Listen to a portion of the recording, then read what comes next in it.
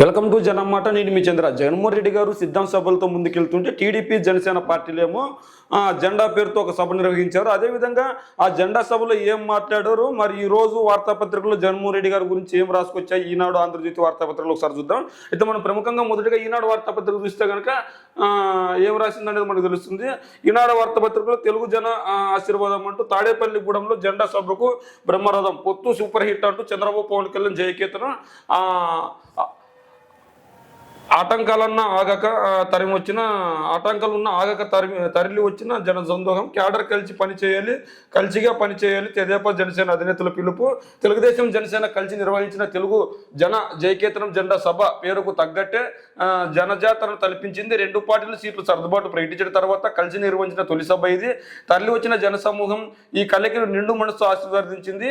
సభ ప్రాంగణం అంతటా తెలుగు దేశం జనసేన జెండర్లు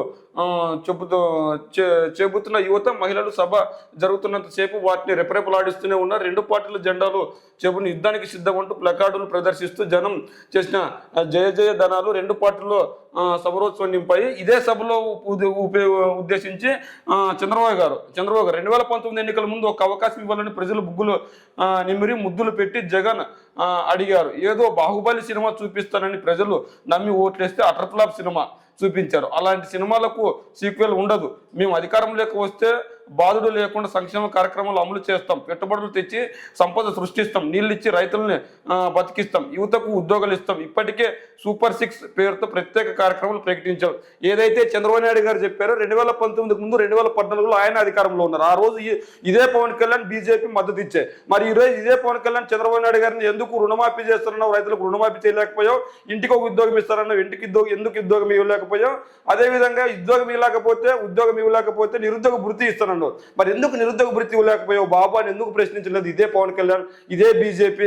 మరి ఈ రోజు 2014 ఎన్నికలప్పుడు 2019 ఎన్నికలప్పుడు చంద్రబాబు గారు అవినీతి పరుడని పవన్ కళ్యాణ్ నిందలు వేశారు. మరి నిందలు వేసిన పవన్ కళ్యాణ్ అదే చంద్రబాబు గారితో 2024 ఎన్నికలు ఎందుకు పొత్తు పెట్టుకున్నారు? మరి ఇదే విధంగా పవన్ కళ్యాణ్ ఈ సభను ఉద్దేశించి ఏం మాట్లాడారు? తెదేపాతో పొత్తుతో భాగంగా 24 అసెంబ్లీ స్థానాలు తీసుకుంటే ఇంతేనా అని అవతలి వాళ్ళు అంటున్నారు. బలిచక్రవర్తి కూడా వాముని చూసి ఇంతేనా అన్నాడు. చివరకు నెత్తి మీద కాలు పెట్టి అందపాత్రలకి తొక్కుతున్నప్పుడు తెలిసింది ఎంతో పని ఎంతో అని. ఇంతింత వండింత అన్నట్లు జనసేన వామన నవతారాన్ని చూపించింది. జగన్ గుర్తుపెట్టుకో, అందపాత్రలకు తొక్కకపోతే నా పేరు పవన్ కళ్యాణ్ కాదు, నా పార్టీ జనసేన కాదు. ఇది నిన్న టీడీపీ జనసేన పొత్తులో భాగంగా జెండా పేరుతో ఒక సభ నిర్వహిస్తే ఆ సభలో మాట్లాడిన మాటలు ఈనాడు రాసింది. అదేవిధంగా ఇదే సభకు సంబంధించి ఆంధ్రజ్యోతి ఏం రాసింది ఒకసారి చూద్దాం. అంటే రెండు మళ్ళీ అప్పుడు వేరు ఎక్స్ప్లెయిన్ చేయాలి. కాచుకో జగన్ సిద్ధం అంటున్నా, నీకు యుద్ధం చూపిస్తా పవన్. నువ్వేం యుద్ధం చూపించేది పవన్ కళ్యాణ్? నీకు ఎప్పుడో చూపిస్తున్నాడు. నువ్వు సిద్ధం అని సాగు కొడుతున్నావు నీ నోటిలతో అంటున్నాడు. నీ సభల గురించి ఎప్పుడన్నా జగన్మోహన్ రెడ్డి గారు మాట్లాడారా? వైఎస్ఆర్సీపీ కార్యకర్తలు మాట్లాడారా? కానీ జగన్మోహన్ రెడ్డి గారు మాట్లాడలేదు. మీకు కనపడుస్తుంది యుద్ధం ఇప్పుడు. ఎందుకంటే జగన్మోహన్ రెడ్డి గారు సిద్ధం పేరుతో సభలు పెడుతుంటే దాన్ని తట్టుకోలేక ఓరవలేక మీరు ఎలాగైనా పోటీగా సభలు పెట్టాలని నిర్వహించారో తప్ప మీరు ముందుగా ఎందుకు తీసుకుంటా లేకపోతున్నారు? ఎక్కడైనా అధికార పార్టీని ప్రతిపక్ష పార్టీలు ప్రశ్నిస్తాయి, లేదంటే ప్రతిపక్ష పార్టీలు ఏదైనా సమరానికి ముమ్మరం చేస్తాయి. 2019 ఎన్నికలప్పుడు జగన్మోహన్ రెడ్డి గారు ప్రజా చైతన్యం పేరుతో కావచ్చు, పాదయాత్ర పేరుతో కావచ్చు, లేదంటే ఉక్కు పరిశ్రమ కావచ్చు, లేదంటే పేద ప్రజలకు కష్టాలు కావచ్చు, ప్రతి ఒక్క అంశం పైన కొట్లాడారు జగన్మోహన్ రెడ్డి గారు. ప్రజల తరపున నిలబడ్డారు, ముద్దలు పెట్టాడు, బుగ్గలు నిమ్మరాడు కాదు. పేద ప్రజల కోసం పేద ప్రజల సమస్యలను వెలుగెత్తి చూపించాడు 2019కి ముందు. ఆ సమస్యలు విన్న ప్రజలు ఈ సమస్యలు నిజంగానే ఉన్నాయి, అందులో భాగంగా జగన్మోహన్ రెడ్డి గారు అధికారాన్ని అడిగాడు కాబట్టి ప్రజలు ఆ రోజు అఖండ మెజార్టీతో ఓట్లేసి సీట్లు ఇచ్చారు. మరి ఈ రోజు 2019 ఎన్నికల తర్వాత 2024 ఎన్నికలు దగ్గర పడుతున్నాయి. మరి ప్రధాన ప్రతిపక్షాలైనా తెలుగుదేశం పార్టీ, జనసేన పార్టీ అని చెప్పుకుంటున్నారు. మరి ఈ రెండు పార్టీలు ప్రజా సమస్యలపై ఎందుకు పోరాడలేదు? పలానా సమస్య గురించి ఇప్పుడు ప్రత్యేక హోదా జగన్మోహన్ రెడ్డి గారు సాధించలేకపోయారని చెప్పారు. మరి ఇదే చంద్రబాబు నాయుడు గారు, ఇదే పవన్ కళ్యాణ్ గారు ప్రత్యేక హోదా గురించి ఒక్కదారినా కూడా ఎందుకు చేయలేదు? 48 గంటలు జగన్మోహన్ రెడ్డి గారు ఆమర నిరాహార దీక్ష చేశాడు. మరి ఇదే చంద్రబాబు నాయుడు గారు కానీ పవన్ కళ్యాణ్ గారి యువ నాయకుడు నారా లోకేష్ గారిని ఎందుకు ప్రత్యేక హోదా గురించి మాట్లాడలేకపోయారు? ఎందుకు ప్రత్యేక హోదా గురించి ధర్నా చేయలేకపోయారు? ప్రత్యేక మనకి విశాఖ రైల్వే జోన్ గురించి ఎందుకు కేంద్రం గురించి ఆ మెడలు ఉంచుతామని నల్ల బ్యాచ్లు కట్టుకొని అక్కడ ధర్నా చేయలేకపోయారు? అంటే ఖచ్చితంగా వీళ్ళు కుమ్మక్కు రాజకీయాలు చేస్తున్నారు తప్ప ఇంకేం లేదు. అంటే 2019 ఎన్నికలప్పుడు జగన్మోహన్ రెడ్డి గారు ఇచ్చిన ప్రతి మాటను నెరవేర్చుకుంటూ వచ్చాడు కాబట్టి వీళ్ళు చేసే ఇది లేక కేవలం ఆరోపణలు నిందలు మాత్రమే వేస్తున్నారు. నిజంగా వీళ్ళ దగ్గర సత్తా ఉంటే జగన్మోహన్ రెడ్డి గారు ఈ కార్యక్రమం చేయలేదు అని ధర్నా చేయండి. ఎందుకు చేయలేదు? ఈ 5 ఏళ్లలో ఎన్నికల దగ్గర పడుతున్న తరుణంలో పొత్తు పేరుతో మీరు ముందుకు వచ్చారు. మరి పొత్తు పేరుతో ముందుకు వచ్చిన మీరు జగన్మోహన్ రెడ్డి గారి గురించి ఒక్క ప్రశ్న అంటే ఒక్క ప్రశ్న ఎందుకు ప్రశ్నించట్లేదు? నువ్వు అమ్మఒడి ఇస్తానన్నావు, ఎందుకు ఇవ్వలేకపోయావు? జగనన్న విద్యా దీవెన ఇస్తానన్నావు, ఎందుకు ఇవ్వలేకపోయావు? ఆశ్రయ ఇస్తానన్నావు, ఎందుకు ఇవ్వలేకపోయావు? వాహనమిత్ర ఇస్తానన్నావు, ఎందుకు ఇవ్వలేకపోయావు? లేదంటే ఇంగ్లీష్ మీడియాన్ని చేస్తానన్నావు, ఎందుకు చేయలేకపోయావు? లేదంటే నాడు నేడు బాగా నిధులు కేటాయిస్తున్నావు, ఎందుకు కేటాయించలేకపోయావు? మెడికల్ కాలేజీలు తీసుకొని వస్తున్నాను, ఎందుకు తీసుకొని రాలేకపోయావు? సచివాలయ వ్యవస్థను తీసుకొని వస్తున్నాను, ఎందుకు సచివాలయ వ్యవస్థను తీసుకొని రాలేకపోయావు? వాలంటీర్ వ్యవస్థను తీసుకొని వస్తున్నాను, ఎందుకు వాలంటీర్ వ్యవస్థను తీసుకొని రాలేకపోయావు? గడప వద్దకే పాలన, ఎందుకు గడప వద్దకే పాలన తీసుకొని రాలేకపోయావు? ఇలా ఎన్నో ప్రశ్నలు జగన్మోహన్ రెడ్డి గారిని ప్రశ్నించలేకపోతున్నారు. ఎందుకు అంటే ఖచ్చితంగా జగన్మోహన్ రెడ్డి గారు మనం చెప్పిన పాటలన్నీ చేసుకుంటూ వచ్చాడు. 2019 ఎన్నికలకు ముందు ఏవైతే హామీలు ఇచ్చాడో ప్రతి ఒక్క హామీని నెరవేర్చాడు. అందులో భాగంగానే 2019 ఎన్నికల్లో గెలిచిన ప్రతి హామీ నెరవేర్చారు. 2024 ఎన్నికల్లో కూడా మీకు మంచి జరిగితేనే నాకు ఓటేయండి, మంచి జరగకపోతే నాకు ఓటు వేయకండి అని జగన్మోహన్ రెడ్డి గారు చెప్తున్నారు. మరి మీరు ఎందుకు 2014 నుంచి 2019 వరకు జనసేన, టీడీపీ, బీజేపీ పొత్తు పెట్టుకుంది? ఆ పరిపాలన మీకు నచ్చితే ఆ పొత్తు మళ్ళీ రిపీట్ అయింది, ఆ పొత్తుకు మీరు ఓటు వేయడం ఎందుకు అడగలేకపోతున్నారు? మళ్ళీ కొత్త హామీలు ఎందుకు ఇవ్వాల్సి వచ్చింది? అంటే మీరు బూటకపు హామీలు, బూటకపు మాటలు చెప్పేవాళ్ళ మీరు? మరి జనసేన అధినేత పవన్ కళ్యాణ్ గారు 2014 ఎన్నికలప్పుడు పొత్తు పెట్టుకున్నారు. నన్ను నమ్మండి, నాకు టీడీపీకి ఓటేయండి అన్నారు. మరి ఎందుకు టీడీపీకి ఆ రోజు ఓటేశారు? మరి ఎందుకు హామీలు నెరవేర్చలేదు? ఆ రోజు హామీలు నెరవేర్చలేని పక్కన చేరిన చంద్రబాబు నాయుడు గారిని ఎందుకు ప్రశ్నించట్లేదు? కేంద్రంలో అధికారంలో ఉన్న బీజేపీతో ఇప్పటికీ పొత్తులోనే ఉన్న 3 పార్టీలు కూడా పొత్తులో కలుస్తాయంటున్నాయి. మరి 3 పార్టీలు పొత్తులో కలుస్తున్నాడు. ప్రత్యేక హోదా 5 ఏళ్ళు కాదు 10 ఏళ్ళు ఇస్తారన్నారు 2014 ఎన్నికలకు ముందు. ఇప్పటి వరకు ఎందుకు ఇవ్వలేకపోయారని అది బీజేపీని ఎందుకు ప్రశ్నించలేకపోతున్నారు మీరు? ప్రత్యేక రైల్వే జోన్కి భూమి కేటాయించినా మీరు ఎందుకు పనులు ప్రారంభించలేకపోయారని ప్రారంభించలేదని చెప్పలేకపోతున్నారు? పోలవరం నిధులు అప్పుడు వ్యయం ఇప్పుడు వ్యయం పెరిగిపోయింది, ఎందుకు నిధులు ప్రత్యేక కేటాయించలేకపోయారని చెప్తున్నారు? మరి ఎందుకు అధికారం కోసం ఓట్లు అడుగుతున్నారు కానీ మా ఆంధ్రప్రదేశ్ అభివృద్ధి కోసం ఎందుకు ప్రాకలాడలేకపోతున్నారని అడగలేకపోతున్నారు? అంటే బీజేపీని జగన్మోహన్ రెడ్డి గారు మాత్రమే ప్రశ్నించాలి, బీజేపీని జగన్మోహన్ రెడ్డి గారు మాత్రమే అడగాలి, బీజేపీని జగన్మోహన్ రెడ్డి గారు మాత్రమే ఎర్రజెండా ఎగరవేయాలి. టీడీపీ ఎగరవేయదు, జనసేన ఎగరవేయదు. జనసేన, టీడీపీ వాళ్ళ అధికారాన్ని అడ్డు పెట్టుకొని డబ్బులు సంపాదించాలని చూస్తారు తప్ప అంతకు మించి ఏం ప్రయత్నాలు చేయరు. నిజంగానే జగన్మోహన్ రెడ్డి గారు ప్రశ్నించలేదు. మరి మీరేం పీకుతున్నారు? మీరు కూడా ప్రశ్నించాలి కదా. అంటే కేవలం జగన్మోహన్ రెడ్డి గారు మాత్రమే ప్రశ్నించాలా? కేవలం జగన్మోహన్ రెడ్డి గారు మాత్రమే అడగల్లా? ఇప్పుడు మీరు ఆంధ్రప్రదేశ్లో ప్రధాన ప్రతిపక్ష పార్టీలు ఇప్పుడు కేంద్రంలో అధికారంలో ఉన్న పార్టీ పైన దండెత్తాలా, రాష్ట్రంలో ఉన్న అధికారంలో ఉన్న పార్టీ పైన దండెత్తాలా? ఇక్కడ కేంద్రంలో ఉన్న అధికార పార్టీని పల్లెత్తు మాట అనరు. జగన్మోహన్ రెడ్డి గారు అభివృద్ధి గురించి, సంక్షేమ పథకాల గురించి ఒక మాట అనరు. కేవలం వ్యక్తిగతంగా విమర్శలు చేస్తారు. మీ దగ్గర జగన్మోహన్ రెడ్డి గారి గురించి వ్యక్తిగత విమర్శలు తప్ప ఏమైనా చేయడానికి ఉన్నాయా? 2019 ఎన్నికలప్పుడు జగన్మోహన్ రెడ్డి గారు ఇచ్చిన ప్రతి ఒక్క హామీని ఇచ్చారు కాబట్టి మీరు ఒకరు కాదు, ఇద్దరు కాదు, ముగ్గురు కాదు, ఈ రాష్ట్రంలో ఉన్న పార్టీలన్నీ పొత్తుతో వచ్చినా కూడా నేనేం చేయలేరు, ఖచ్చితంగా నేనే గెలుస్తానని చెప్తున్నాడు. అది జగన్మోహన్ రెడ్డి గారి ధైర్యము, అది జగన్మోహన్ రెడ్డి గారి మెప్పు, అది జగన్మోహన్ రెడ్డి గారి భరోసా, అది జగన్మోహన్ రెడ్డి గారి తెగింపు. జగన్మోహన్ రెడ్డి గారికి ఉన్న తెగింపు మీకు ఎందుకు లేకపోతుంది? 40 సంవత్సరాలు ఇండస్ట్రీ అని చెప్పుకునే చంద్రబాబు నాయుడు గారు ఎందుకు నా గత 15 సంవత్సరాలు నచ్చితేనే మీరు నాకు ఓటేయండి, నచ్చకపోతే మీరు ఓటు వేద్దాం అనలేకపోతున్నారు? అంటే ఖచ్చితంగా చంద్రబాబు పరిపాలన కంటే జగన్మోహన్ రెడ్డి గారి పరిపాలన 100 రెట్లు బాగుంది. అందుకే జగన్మోహన్ రెడ్డి గారు వీళ్ళు మంచి చేయలేదు కాబట్టి, జగన్మోహన్ రెడ్డి గారు మంచి చేశాడు కాబట్టి వాళ్ళ పరిపాలన నచ్చితే వాళ్ళకు ఓటు వేసుకోండి. నా పరిపాలన నచ్చితే మాత్రమే నాకు ఓటేయండి అని అడిగినా ఈ రాష్ట్రంలోనే కాదు ఈ దేశ చరిత్రలోనే ఏకైక నాయకుడు ఒక్కడు జగన్మోహన్ రెడ్డి గారు మాత్రమే. జగన్మోహన్ రెడ్డి గారు తప్ప ఏమీ లేదు. ఈ రోజు మీరు పొత్తులు పెట్టుకునేది కూడా కేవలం అధికార దాహంతో తప్ప పేద ప్రజలకు మంచి చేయాలని కాదు. మీరు పేద ప్రజలకు మంచి చేసే ఉద్దేశం ఉంటే ఈ రోజు పొత్తు అవసరం లేదు మీకు. జగన్మోహన్ రెడ్డి గారు మంచి చేయకుంటే మీకే ప్రజలు ఓట్లు వేస్తారు. జగన్మోహన్ రెడ్డి గారు మంచి చేశారు. ఆ మంచిని ఢీకొట్టాలంటే చెడులందరూ కలవాలి. ఆ చెడు కుయుక్తులన్నీ పడ్డాయి. ఒక చోటికి. అదేవిధంగా పాతానికి తొక్కకపోతే నా పేరు పవనే కాదంట. ఎలా తొక్కుతా పవన్ కళ్యాణ్ పాతానికి? ఇదేమన్నా సినిమానా? ఇచ్చిన మాట పైన నిలబడాలి. ఫస్ట్ నోటికి వచ్చినట్లు మైక్ ఉంది కదా, నోటికి వచ్చినట్లు మాట్లాడితే తర్వాత ఇచ్చిన మాట పైన నిలబడాలి. ఇదేమన్నా సినిమానా పాతాలని తొక్కేయడానికి? జగన్మోహన్ రెడ్డి గారికి 151 మంది ఎమ్మెల్యేలు 2019 ఎన్నికల్లో గెలిచారు. జగన్మోహన్ రెడ్డి గారు పార్టీ పెట్టినప్పుడు ఒక్క ఎంపీ ఒక్క ఎమ్మెల్యే మాత్రమే ఆయన వెంట ఉన్నారు. తర్వాత ఆయన 18 మంది ఎమ్మెల్యేలను గెలిపించుకోగలిగారు. తర్వాత 2014 ఎన్నికలకు వెళ్ళినప్పుడు ప్రధాన ప్రతిపక్ష పార్టీకి ఎదగలిగారు. ఈ రోజు ఆంధ్రప్రదేశ్లో ఒక బలమైన పార్టీ, అతి బలమైన పార్టీ ఏదైనా ఉందంటే ఏపీలో ఒక వైఎస్ఆర్ కాంగ్రెస్ పార్టీ మాత్రమే. అలాంటి పార్టీని లేకుండా పార్టీలను తొక్కేస్తావు నువ్వు. నీ జాగీరా ఏమన్నా, నీ అడ్డానా ఏమన్నా, సినిమానా ఏమన్నా? ఇది ఏమనుకుంటున్నారు? అంటే మీరు నోటికి వచ్చినట్లు మాట్లాడితే ఓట్లు పడతాయి అనుకుంటున్నారా? నిజాలు మాట్లాడండి, నిజాయితీగా పనిచేయండి, రాజకీయాలు చేయండి, ఓట్లు అడగండి. వైసీపీ గుండాలు బెదిరిస్తే మక్కిలి రగ్గొట్టి మంచం మీద పెడతా. బాబు అనుభవం రాష్ట్రానికి కావాలి. వైసీపీ గుండాలు బెదిరిస్తే ఎవరు బెదిరిస్తున్నాడు? ఎవరు గుండా? చట్టాలు ఎందుకున్నాయి? కోర్టులు ఎందుకున్నాయి? ఎవరైనా బెదిరిస్తే పోలీస్ స్టేషన్లో కేసు పెట్టు, పోలీసులు తీసుకోలేదనుకో కోర్టుకి వెళ్ళు, అక్కడికైనా న్యాయం జరుగుతుంది కదా. మక్కలు ఇరుగ్గొడతా, తంతా, మంచం మీద పడబెడతా, ఇవేనా మాట్లాడేది మీరు? దీనిలోకైనా మీకు ఓట్లు తెలిసింది? ఇలాంటి మాటలకేనా?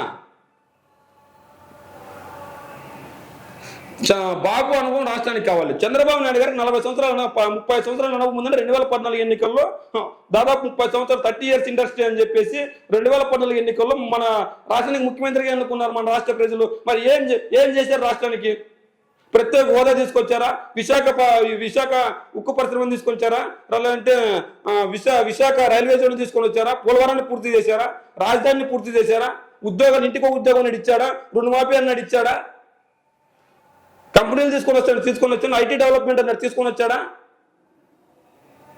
అన్ని ప్రాంతాల అభివృద్ధి అన్నట్టు చేశాడా? మరి ఎందులో ఉపయోగపడింది 2014 అప్పుడు అనుభవం? ఏ అనుభవం లేకుండా జగన్మోహన్ రెడ్డి గారు 2019 ఎన్నికల్లో అధికారాన్ని కట్టబెడితే ఎన్నో విప్లవాత్మకమైన మార్పులు తీసుకొని వచ్చారు. ఏ రాష్ట్రంలోనూ చేయని సచివాలయ వ్యవస్థను తీసుకొని వచ్చాడు. ఏ రాష్ట్ర వ్యవస్థ చేయని వాలంటీర్ వ్యవస్థను తీసుకొని వచ్చాడు. ఏ రాష్ట్ర ప్రభుత్వం ప్రజలకు మంచి చేయాలని లేకపోతే సంక్షేమ పథకాల రూపంలో ప్రతి పేదవాడికి మంచి చేస్తున్నాడు. మరి ఇక్కడ అనుభవం ఎవరికి ఉంది? మరి ఎవరికి మంచి చేయాలనే ఉద్దేశం ఉంది? ఆయన నవనగర నిర్మాత, ఉపాధి కల్పించిన వ్యక్తి. అందుకే టీడీపీతో పొత్తు పెట్టుకున్న, ఇసుకతో ఇల్లు కడుతున్నాం, తాడేపల్లి జగన్ కోట బద్దలు కొడతాం, జనసేన హెచ్చరిక. జై హో, జయం మనదే, మాది విన్నింగ్ టీం, వైసీపీది చీటింగ్ టీం. ఎవరిది విన్నింగ్ టీం, ఎవరిది చీటింగ్ టీం? మీరు విన్ అయ్యేటట్లుంటే సింగిల్గా రావాలి. వైసీపీ చీటింగ్ టీం కాదు కాబట్టి సింగిల్గా వస్తుందో మాకు ఓటేండి అని అడుగుతుంది. ఎవరిది చీటింగ్ టీం, ఎవరిది విన్నింగ్ టీం? మీది నిజంగానే చీటింగ్ టీం. 2014 ఎన్నికల్లో మీ పార్టీలో పొత్తులు పెట్టుకున్నారు. ఆ రోజు మీరు నిజంగా మంచి ఎందుకు చేయలేకపోయారు ఈ రాష్ట్రానికి? తెలంగాణ మన రాష్ట్రం విడిపోయిన తర్వాత అనివార్య కారణాల వల్ల ఏ ఒక్క ఆంధ్ర వాడికి మన రాష్ట్రం విడిపోకూడదని లేదు. ఎట్టకేలకు మాకు రాష్ట్రం కావాలని తెలంగాణ ప్రజలు ఆ రోజు కేసీఆర్ పోరాటాన్ని మెచ్చి ఆ రోజు కాంగ్రెస్ పార్టీ తెలంగాణ ఇచ్చింది. ఏదేమైనప్పటికీ ఇచ్చింది. వాళ్ళకి తెలంగాణ ఇవ్వడానికి తప్పుపడడం లేదు. మన రాష్ట్రానికి ఇవ్వాల్సిన హక్కులను ఆ రోజు కేంద్రంలో అధికారంలో ఉన్న కాంగ్రెస్ పార్టీ మనకి ఇవ్వలేదు. ప్రత్యేక హోదా ఒక హక్కుగా మనకి ఇవ్వలేదు. విభజన హామీల్లో ఆ తెలంగాణలో రావాల్సిన నిధులు మనకి ఇవ్వలేదు.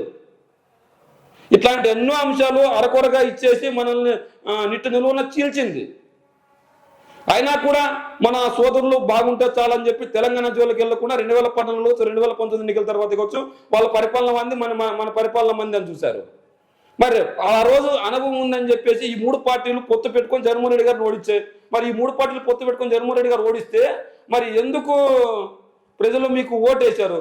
ప్రజలు మీకు ఓటేసి అదే పేద ప్రజలకు మీరు ఎందుకు మంచి చేయలేకపోయారు? ఈ రోజు జగన్మోహన్ రెడ్డి గారు అమరావతి ప్రాంతంలో కొన్ని వేల మందికి పేదవాళ్ళకి ఇల్లు ఇస్తే ఇదే టీడీపీ నాయకులకు సంబంధించిన వాళ్ళు కోర్టులకు వెళ్ళి అడ్డుకుంటారు. 3 రాజధానులు 3 ప్రాంతాలకు అభివృద్ధి చేస్తామని తీసుకొని వస్తే రాయలసీమ ప్రాంత వాసులేమో మా ప్రాంతానికి రాయలసీమ ఎక్కడ అని ఉద్యమకారులు అడుగుతున్నారు. ఇదే ఉద్యమకారులు ఇదే తెలుగుదేశం పార్టీ కొత్తగా వ్యవహరిస్తున్నారు. మరి ఈ తెలుగుదేశం పార్టీ కొత్తగా వ్యవహరించే వాళ్ళు రాజధానికి న్యాయ రాజధాని జగన్మోహన్ రెడ్డి గారు తీసుకొని వస్తున్నారంటే మీరు ఎందుకు కోర్టులో అప్పీల్స్ వేశారు? మీరు ఎందుకు కోర్టుకి వెళ్ళి అడ్డుకుంటున్నారు? ఎందుకు అడగలేకపోతున్నారు? అంటే ఇక్కడ కేవలం జగన్మోహన్ రెడ్డి గారిని మాత్రమే ప్రశ్నించడానికే. టీడీపీ అన్యాయం చేసిన పట్ల వాళ్ళకి మంచిదే.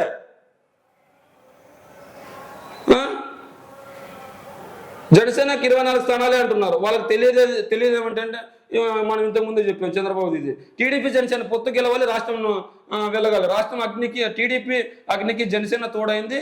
ఇంక కానిస్టేబుల్ ఈ కలయిక మా కోసం కాదు, రాష్ట్రం కోసం. ఈ కలయిక మీకోసం, రాష్ట్రం కోసం కాదు.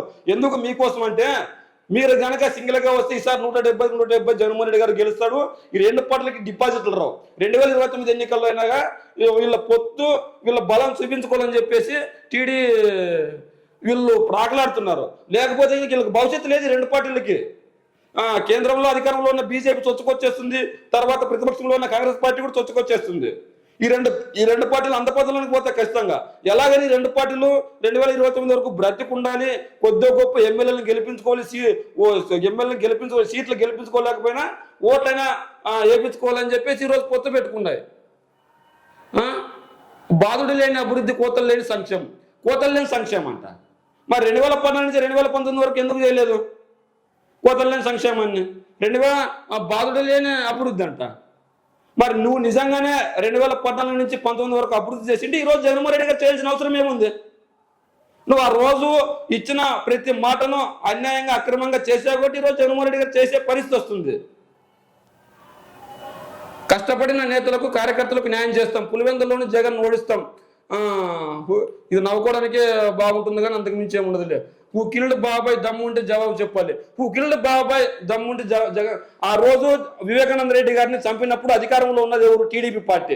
ఆ రోజు మీరే గనక వివేకానంద రెడ్డి హత్య చేసిన వాళ్ళని అరెస్ట్ చేసి పలానా వాడు హత్య చేశాడని మీరు నిరూపించింటే ఈ రోజు జగన్మోహన్ రెడ్డి గారు సమాధానం చెప్పాల్సిన అవసరం ఏముంది? తప్పులన్నీ మీరు చేస్తారు, ఆ తప్పులను కప్పిపుచ్చుకోవడానికి తిరిగి మళ్ళీ జగన్మోహన్ రెడ్డి గారిని ప్రశ్నిస్తారు.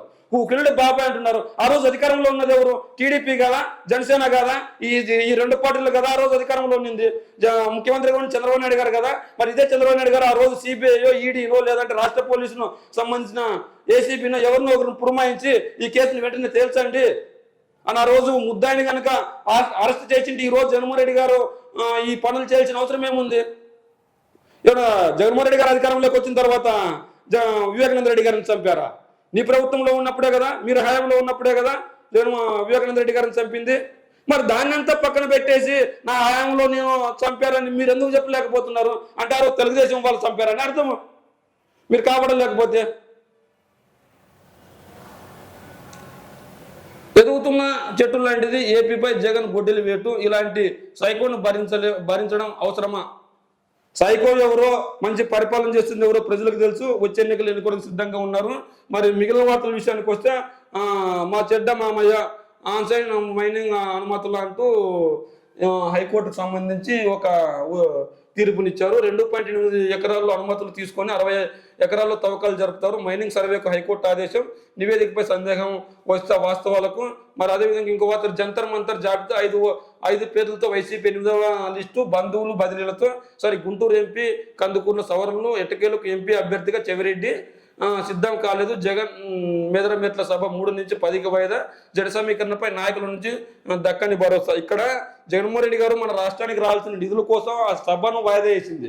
జగన్మోహన్ రెడ్డి గారు ఇప్పుడు పిలుపునిచ్చి ఉన్నట్లుండి రేపు పొద్దున పలానా చోటికి మన వైసీపీ కార్యకర్తలు రండి, తరలి రండి అని చెప్పిన రాష్ట్ర ఒక జిల్లా వ్యాప్తంగా కాదు, రాష్ట్ర నలుమూల నుంచి కాదు, తెలుగు ప్రజలు ఎక్కడైతే ఉన్నారో ఆ తెలుగు ప్రజల్లో ఉన్న ప్రతి వైఎస్ఆర్ కార్యకర్త కదిలి రావడానికి సిద్ధంగా ఉన్నాడు. సొంత డబ్బు పెట్టుకొని ఈరోజు జన సమీకరణ చేయాల్సిన అవసరం లేదు.